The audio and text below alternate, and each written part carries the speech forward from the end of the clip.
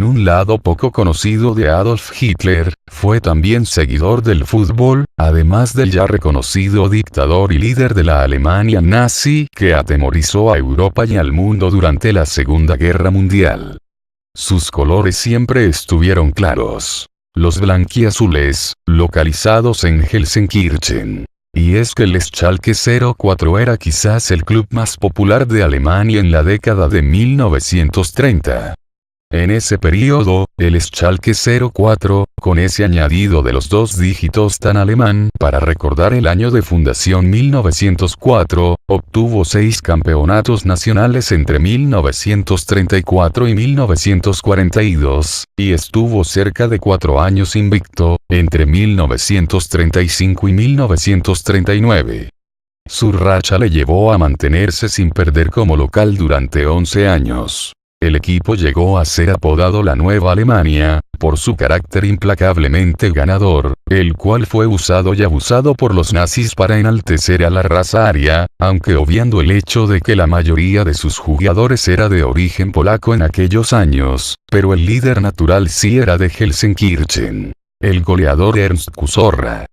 Ídolo de casa, hecho en casa, mejor no podía haber sido. Era costumbre acudir a su estadio, el Glückaufkampfbahn, construido en 1928 y con capacidad para 70.000 espectadores, para presenciar de manera personal del gran juego de Die Königsblauen, los azules de la realeza, como se les decía en alemán, que personajes populares de la época prebélica en Alemania se declararon aficionados del equipo, por su gran fama.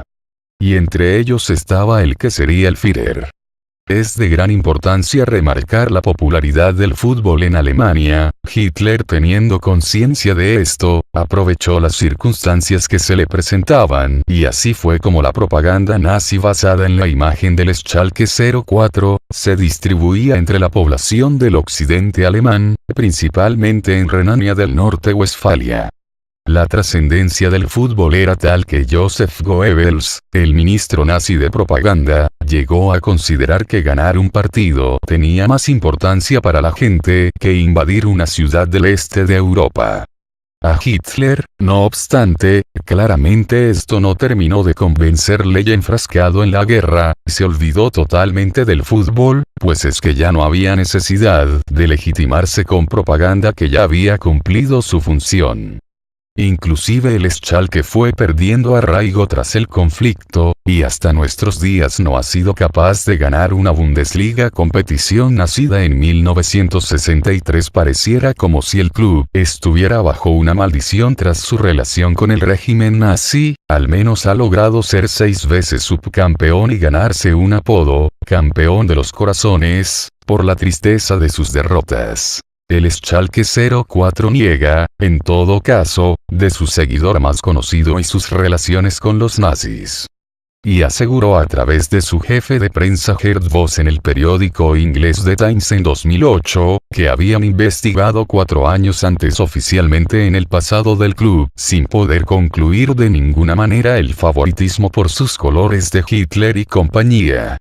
Inclusive decía el club minero, no haber podido comprobar su asistencia a un solo partido, ni en el estadio del Schalke, ni en alguna final en el Estadio Olímpico de Berlín, a lo que era algo muy común en la época para el equipo, con 14 finales de 18 posibles. Desmentía también supuestos tratos de favor del régimen nazi para que el Schalke ganara tantos títulos, y rechazaba que una de las tribunas del recinto se conociera como la tribuna del Führer en aquellos años. En el ámbito local, tanto el Borussia Dortmund como el Bayern Múnich fueron perseguidos bajo el régimen de Hitler por ser considerados de tendencia judía entre sus dirigentes. El Schalke, en cambio, representaba la ideología promovida por los nazis. Individuos de raza aria que en equipo se convertían en un conjunto invencible. El Führer, por lo tanto, era un aficionado del Schalke a pura conveniencia, para ganar seguidores con el uso de la propaganda. Hitler tenía claro que el fútbol era un medio para alcanzar fácilmente a las masas, y es por eso que su afición, por el Schalke 04 y por el fútbol, tenían una explicación, por lo que representaba la victoria y la superioridad física de la raza aria en el Tercer Reich. Es así como notamos que en realidad, Hitler encontró el puente ideal para tener ese acercamiento a las masas, para que se convirtieran en sus seguidores, y no es que realmente tuviera algún sentimiento, como un verdadero apasionado del fútbol, por un club que tuvo sus mejores años coincidiendo con la época de la Alemania nazi.